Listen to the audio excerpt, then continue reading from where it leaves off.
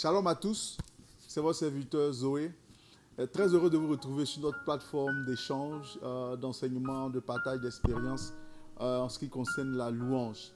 Alors, à cette troisième session, nous allons continuer à aller dans la profondeur sur cette notion, ce concept de la louange.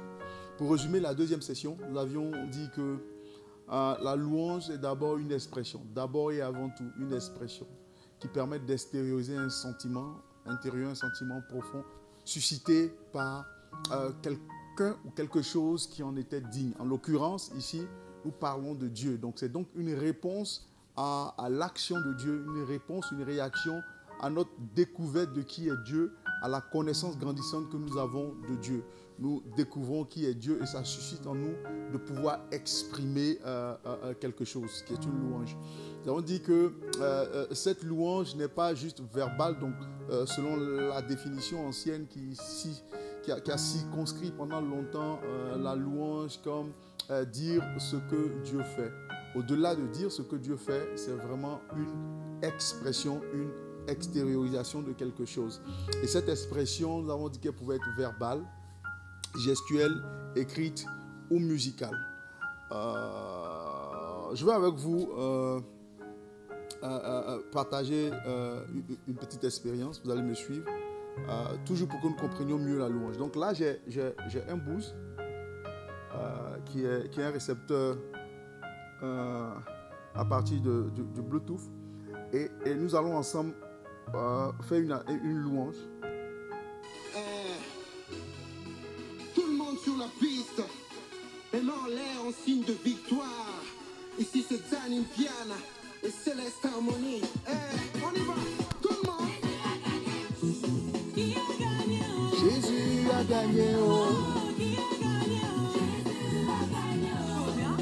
1-0, 2-0, 3-0, Jésus a gagné.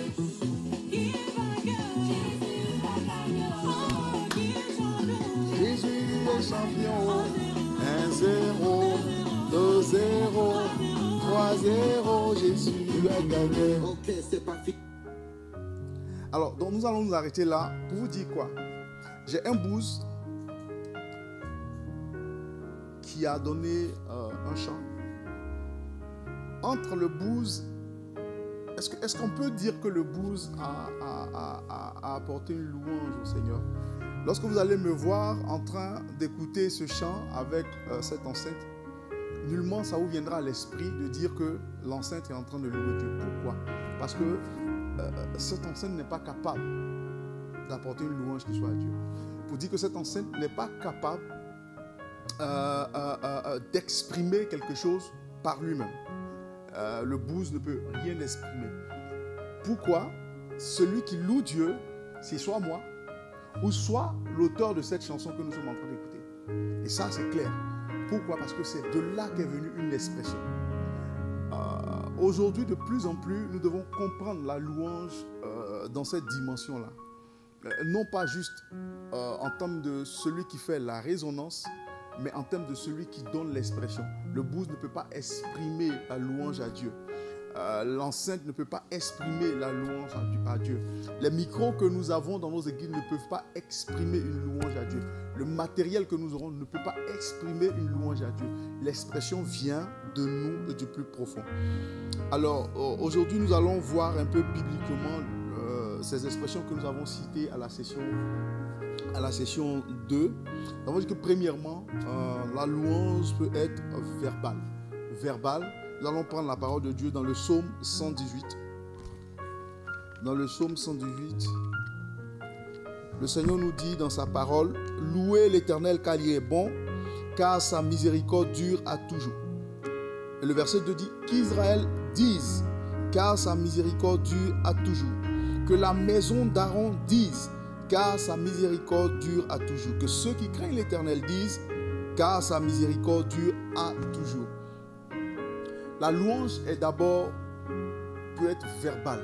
Donc c'est une expression qui peut prendre une forme verbale. Et donc, ce n'est pas juste chanter. Vous pouvez aussi dire, Seigneur, je te bénis, Seigneur, je te loue. Du coup, lorsqu'on parle de louange, celui qui n'est pas dans l'équipe de louange, qui n'est pas dans le groupe musical, devrait se sentir concerné, selon la parole de Dieu qui dit que tout ce qui respire loue le Seigneur. Nous avons aussi dit que cette louange peut être gestuelle. Donc, une référence biblique, 2 Samuel 6, verset 14. 2 Samuel 6, verset 14. La Bible nous dit que David et tout le peuple d'Israël, au moment où il s'agissait de faire sortir l'arche, dansaient devant tout le peuple. Ils dansaient devant Dieu. Donc, dans la gestuelle, nous voyons qu'on peut danser devant Dieu.